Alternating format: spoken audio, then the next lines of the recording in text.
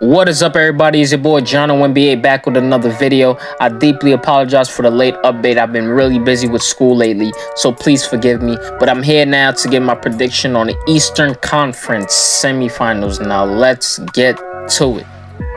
The Miami Heat versus the Philadelphia 76ers. There's no way Philly is winning this series, and for those of you that don't know, Joel Embiid was ruled out way before the series even started due to a concussion that he had gotten in the Toronto Raptors series, getting elbowed by Pascal Siakam, and he got hit hard. I mean, even Embiid knew it. But man, I would have loved to see Embiid in this series just to make this series a little more competitive, and of course it would have made a big difference from a competitive standpoint between the two teams. But even with Embiid on the floor, I still don't think Philly could have won. Just because the way this Miami Heat team is built, they're really like a complete team and they have all the kinds of pieces on their squad, even though they do need a little more size at that big man position in my opinion, but they definitely still have enough depth, defense, and scoring to win this series. They're already up 2-0, so I definitely got them winning this series. There's something else I wanted to mention based on this series, and I'm sure Philly fans would agree with me as well. James Harden, where the hell are you? James Harden clearly hasn't been the same player since leaving Houston. I mean, just look at his numbers. This is a former MVP for crying out loud. Still in his prime, I hope, because this is a guy that went 6 to 7 years averaging a minimum of 26 to 29 points in a game. Like, I cannot believe this. And for those of you that don't know, did you know James Harden hasn't scored 25 points or better in the last 14 games? Since this year's playoffs even started, he's been playing 39 minutes and averaging just 19 points throughout this stretch in these playoffs. Like, you can't be serious, man.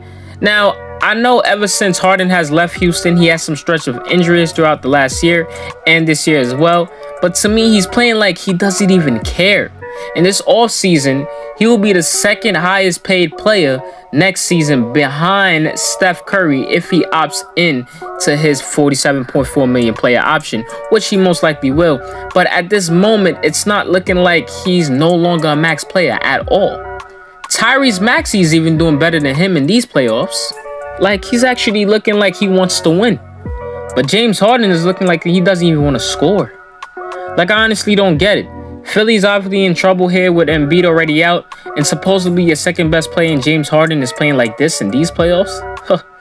Philly definitely has no chance on winning this series or even coming back. Straight up. The Milwaukee Bucks versus the Boston Celtics. This series right here, I think, could go neck and neck to 6 to 7 games. Even though Chris Middleton is ruled out for this series due to an MCL injury and Marcus Smart being hurt due to a quad injury, but at least he can potentially still come back. I honestly think Celtics will have the edge just because how they played very well against Brooklyn and being aggressive with KD and Kyrie defensively, stopping the ability for those two to score. But can they do the same with Giannis though? I mean, let's be real here, folks. I honestly don't think there's no stopping Giannis here. I don't see Boston doing that because he's very ball dominant. And what I saw in games 1 and 2 said it all. Now, Milwaukee took game 1 due to a marvelous performance by Giannis' 28-point triple-double performance and Jrue Holiday's 25 points. The rest of the squad did well overall. Now, Boston did come back and win game 2 due to Jason Tatum's 29 points and Jaylen Brown's 30. This just tells you what kind of series this will be, and a very good one in fact. But I honestly don't know. Either team could take it, and I don't want to sleep on the defending champs, but Boston is looking for real, so I think I'm going to go with Boston winning this series in 7 games. Hope you enjoyed this video, guys. Don't forget to please like, share, and subscribe. Stay tuned for my next upcoming video on my Western Conference Semifinals prediction. Till next time, Jono out.